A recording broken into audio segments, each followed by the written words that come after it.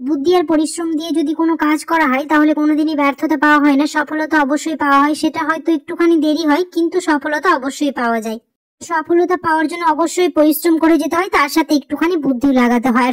সেটা সংসার হোক বা যে কোনো জিনিস হোক, সব ক্ষেত্রে এই কথাটি প্রযোজ্য। আসসালামু আলাইকুম, কেমন আছো তোমরা সবাই? আশা করছি তোমরা সবাই অনেক ভালো আছো। আলহামদুলিল্লাহ, আমরাও অনেক ভালো আছি। আনিসা লাইফস্টাইল ব্লগে তোমাদের আরো একবার স্বাগত জানাই। কাছে দূরে যে যেখান থেকে আমার ভিডিওটি দেখছো, আশা করছি তোমরা সবাই অনেক ভালো আছো। আলহামদুলিল্লাহ, আমরাও অনেক ভালো আছি।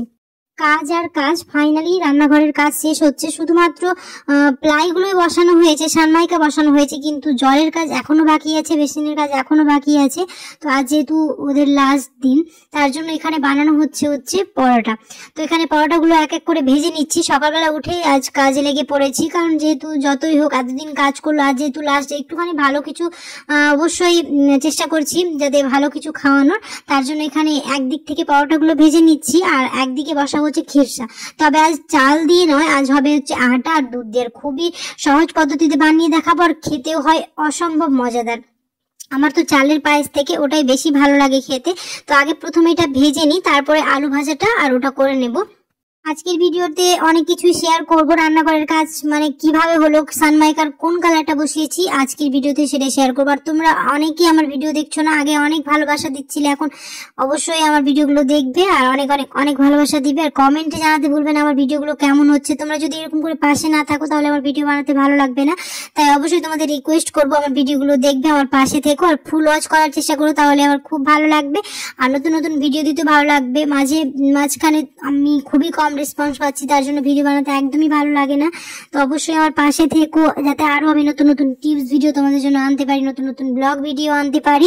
আর তোমরা কোন ধরনের ভিডিও দেখতে বেশি পছন্দ করছো সেটাও আমাকে কমেন্টে জানিও। যদি তোমরা টিপস ভিডিও দেখতে পছন্দ করো তাহলে অবশ্যই তোমাদের জন্য ইউনিক ইউনিক টিপস ভিডিও আনবো, যেটা আমাদের সবার খুব কম জানা থাকে, যেটা জানলে তোমাদের খুবই হেল্প হবে। তো এখানে গল্প করতে করতে মোটামুটি পরোটাগুলো ভাজা হয়ে গেছে। একদিকে খিরসাটা বসিয়ে দিয়েছি, অপরদিকে পরোটাটাও ভাজা হচ্ছে, কারণ লেট হয়ে যাচ্ছে। তো এখানে দুধটাকে প্রথমে জাল দিয়ে নিয়েছি। আমি এখানে 1 লিটার দুধ নিয়েছি। দুধের মধ্যে দিয়ে দিলাম হচ্ছে চিনি, এবার দিয়ে দিলাম হচ্ছে ময়দা।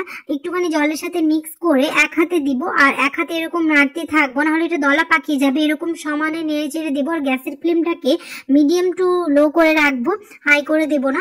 এবার এর মধ্যে অ্যাড করব হচ্ছে মিঠাই মেড দিলে খুব ভালো লাগে খেতে। তোমরা চাইলে এটা নাও দিতে পারো, যদি না থাকে তাহলে কোনো ব্যাপার নয়, এমনি করে নিতে পারবে। এটা দুর্দান্ত লাগে খেতে। তোমরা চাইলে এখানে ময়দার পরিবর্তে আটা দিয়েও করতে পারো, খুবই ভালো। আমার তো চালের পায়েস থেকে এটাই খুবই ভালো লাগে খেতে। তো আমার হয়ে গেছে, আর এটা হয়ে যায় খুব তাড়াতাড়ি, প্রায় 2 থেকে 3 মিনিটের মধ্যে এই খিরসা একদম রেডি হয়ে যায়। তো এখানে সবকিছু রেডি করে নিয়েছি, হচ্ছে আলু ভাজা, পরোটা আর হচ্ছে খিরসা। তো এই হচ্ছে আমাদের সকালের ব্রেকফাস্ট। প্রথমে আগে ওদের দিয়ে দেবো, তারপর আমরা খাবো।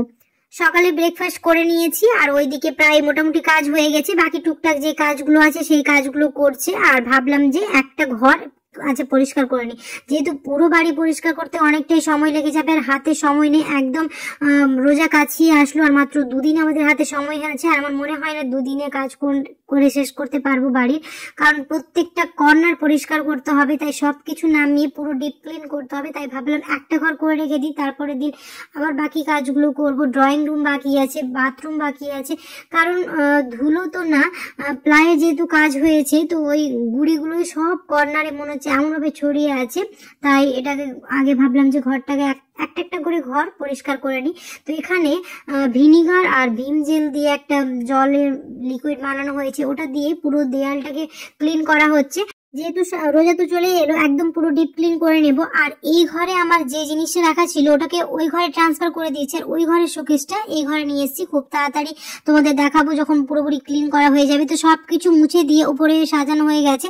চলে এসেছি হচ্ছে ড্রয়িং রুমের এই জানালাগুলো।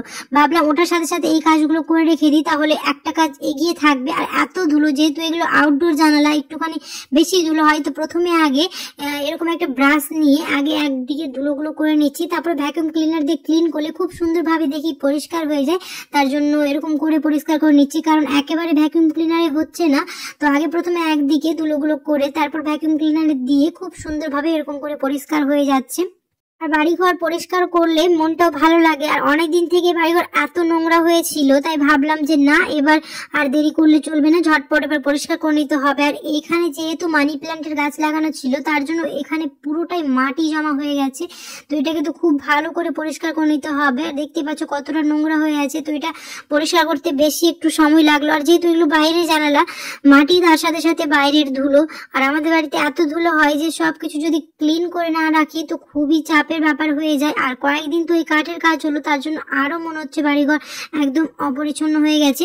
তো মোটামুটি করে আজকে সেট করে দিয়েছি, আরো পরিষ্কার করতে হবে। তো আজকের মতো একটুখানি যাতে সেট হয়ে যায়, ধুলোটা কমেছে, মানে যেগুলো উপরে ধুলো ছিল সেগুলো একদম ক্লিন হয়ে গেছে। আর যত কাপড় থাকে কাপড়গুলো সব কাচা হয়ে গেছে, বেডশিট বলো, সোফার কভার সবকিছু কাচা হয়ে গেছে। কাচাকুচির কাজটা মোটামুটি হয়ে গেছে, এখন শুধু গুছানোটা বাকি আছে। রান্নাঘরে জলের কাজ বাকি আছে, ওই সব কাজ একদিন হয়তো লাগবে, তারপর আবার ক্লিন করতে হবে। আর এখানে আলমারিটা এত মেশি হয়েছিল, তো ভাবলাম যে কাপড়গুলো গুছিয়ে নিই, একটুখানি, বেশি ভালো করে গুছাচ্ছি না, শুধুমাত্র চলার মতো করে একটুখানি গুছিয়ে নিলাম। আর যেহেতু বেসিনটা পুরোপুরি নতুন করা হচ্ছে তার জন্য হ্যাঙ্গিং লাইট অর্ডার দিয়েছিলাম, তো ওটাই এসছে। তো ভাবলাম দেখিনি সবকিছু ঠিকঠাক আছে কিনা, না হলে আবার রিটার্ন করে দিতে হবে। আর রান্নাঘরের জন্য ঝুমারও অর্ডার দেওয়ার ইচ্ছে আছে, কিন্তু এখনো চয়েস হয়ে ওঠেনি, যখন হবে অবশ্যই দিয়ে দেবো। আর এখানে যেহেতু দুটো আছে, তো ইচ্ছা আছে একটা কিচেনে দিয়ে দেবো আর একটা বেসিনের ওখানে, দেখি কি করি, যখন ওয়ারিং মিস্ত্রি আসবে সেই ডিসাইড করবে কোথায় কি দেবো। তো দেখলাম যে না সবকিছু ঠিকঠাকই এসছে, যখন লাগিয়ে দেবো তখন একেবারে দেখাবো কেমন লাগছে। এখনো যেহেতু ওই কাজটা বাকি আছে, রোজার মধ্যেই হয়তো আবার এই কাজগুলো চলবে। চলো এবার রান্নাঘরটা কি কি কাজ হয়েছে। তো রান্নাঘরটা মোটামুটি আজ করে চলে গিয়েছে, আর একটুখানি সেট করে দিয়েছি, উপরের ধুলোগুলো ক্লিন করে নিয়েছি, এখনো পুরোপুরি ক্লিন হয়নি। পুরোপুরি ক্লিন করে আবারও তোমাদের খুব ভালো করে সাজিয়ে দেখাবো রান্নাঘরটা কেমন করে সাজিয়েছি। ব্যাস হয়ে গেল মোটামুটি করে সব কাজ করা। আশা করছি তোমাদের রোজার প্রস্তুতি খুব ভালো চলছে, আমাদের এখনো শুরু হয়নি, যখন হবে অবশ্যই তোমাদের সাথে শেয়ার করব। আর ভিডিওটা বেশি বড় করব না, এখানেই শেষ করে দেবো। আশা করছি তোমাদের ভালো লেগেছে, যদি ভালো লেগে থাকে তাহলে অবশ্যই একটা লাইক করে দিও, আর কমেন্টে জানাতে ভুলো না।